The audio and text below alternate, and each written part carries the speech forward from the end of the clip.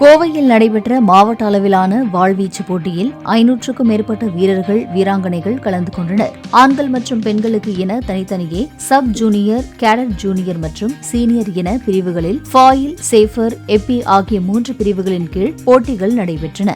எல்லாருக்கும் வணக்கம். என் பேர் நந்தனா. நான் கோயம்புத்தூர்ல இருக்கேன். இந்த கேம் எனக்கு ரொம்ப பிடிச்சிருக்கு. இது உலகளவுல பரவணும்னு நான் ரொம்ப வேண்டுறேன். இங்க எல்லா கேர்ள்ஸ் அண்ட் பாய்ஸ் எல்லாரும் ஒன்னாதான் விளையாடுறாங்க. இதுல டிஸ்ட்ரிக்ட்ல ஜெயிச்சா ஸ்டேட்ல ஜெயிச்சா நேஷனல். இதுல நம்ம ஜெயிச்சோம்னா நமக்கு ஸ்போர்ட்ஸ் கோட்டா கூட கிடைக்கும். விளையாண்டதுக்கு அப்புறம் எனக்கு நர்வஸ்னஸ், இந்த பயப்படுறது எதுவுமே இல்லை. எனக்கு ரொம்ப பிரேவரியா இருக்கு. மற்ற கேமுக்கு எனக்கு அவ்வளோக்கா இன்ட்ரெஸ்ட் இல்லை. ஆனால் இது விளையாடும் போது எனக்கு உள்ள விழிப்புணர்ச்சி அந்த மாதிரி எனக்கு நிறைய ஃபீல் ஆகுது. என் பேர் தமிழினியா. நான் கோயம்புத்தூர் டிஸ்ட்ரிக்ட் ரெப்ரசென்ட் பண்றேன். இன்னைக்கு 3rd Coimbatore district fencing championship நடத்தியிருக்காங்க.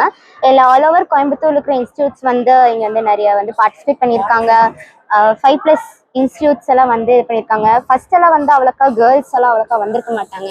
இன்னைக்கு பார்த்தா நிறைய கேர்ள்ஸ் இங்க ஜாயின் பண்ணியிருக்காங்க. ஸோ இதில் எப்பி, சேபர், ஃபாயில் 3 இதுல மென் அண்ட் உமனுக்கு நடத்தியிருக்காங்க. நிறைய பேர் ப்ரைஸ் எல்லாம் அடிச்சிருக்காங்க.